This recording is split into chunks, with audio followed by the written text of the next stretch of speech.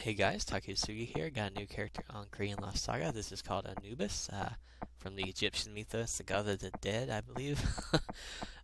Looks like a cross between Nasus and the Stargate helmet from that old movie. So let's check out what he can do. So 4-hit basic. The 4th hit will do a little stun feint and drop him to the ground.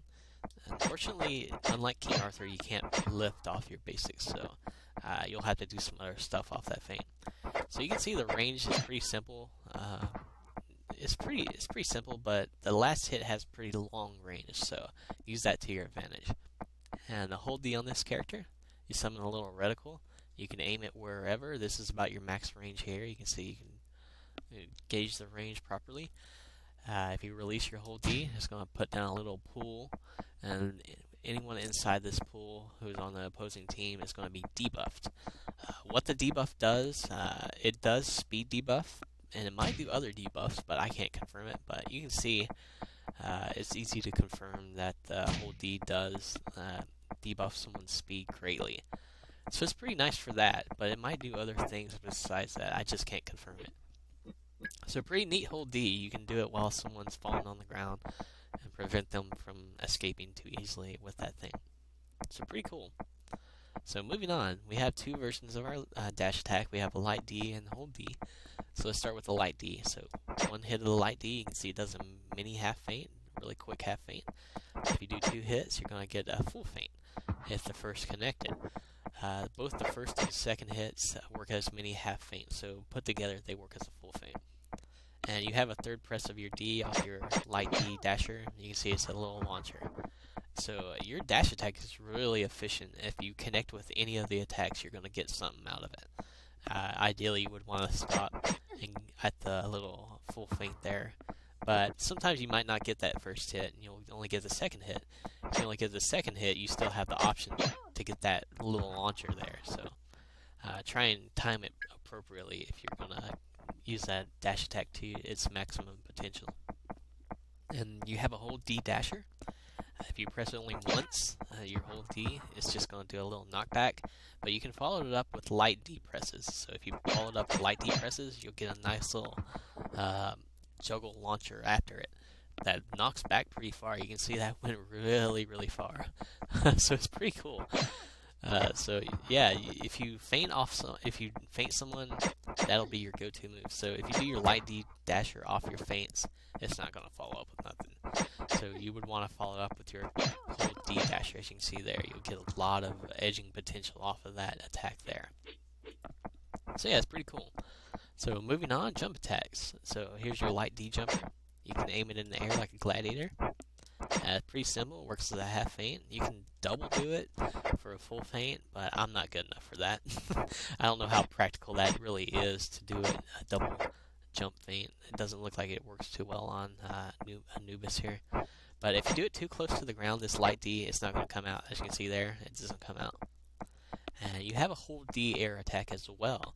The hold D air attack is where it's at, in my opinion. So you can see you do a little helicopter spin and do a slam down, and you get a little shockwave kind of traveling thing there that launches, and you can juggle off of this. And it does hit grounded, but you don't get a really big pop-up like you would if someone was standing. So a really nice attack there. And you can double jump do it and aim in there as well, so it's pretty cool. So moving on, we don't have any defensive capabilities, I don't believe, so we're going to go straight into the skills. We're going to start with the weapon skill. Weapon skill, you do a little wave of sand, and anyone caught in it turns into a little golden sand statue and pops up at the end of it. You cannot hit anyone during this thing, so they're invulnerable pretty much while they're under that effect. But this will hit grounded, and does work as a juggle restart. So if someone gets hit by this on the ground and pops up, they're not going to be able to get up quick like they would if with normal pop-ups. So pretty cool. So armor, you send out a little beam, a projectile, and you turn someone into a mummy. And I don't believe anyone can block during this effect, so you are free to hit them. But here's the catch. We're going to do it on our robot buddies down here. Turn him into a mummy. See, they can still move. They get a movement speed debuff, and they can't attack you. So if they hit you, they're going to turn you into a mummy too. So you have to kind of watch out when you're attacking someone. Don't let them hit you, but it should be pretty easy. So really nice armor skill for that. I don't believe anyone can block in that. I'd have to test out someone. I apologize for not having a lot of confirmation on things with this character, guys, but that's the nature of my videos. This is just the first look. So helmet, summon 4 dogs, they hunt someone down and bite them. And they put this little debuff on them at the end of their bite. And I'm not sure what that debuff actually does. I believe it probably works like Arcanist Trinket, and that it'll prevent skill usage. That's what I think it does. But the bonus to this effect is you can hit someone while they're being bit. You can get a full 4-hit basic, and that's a lot of damage if you, for the right character. You could swap to someone like, let's say, who's my good damager here? Who's got a good damaging attack here? I don't know. You know, probably you could go with Mutai or something. I don't know. Let's try it here. Do the helmet. So yeah, you could get a nice combo, damaging combo using those dogs.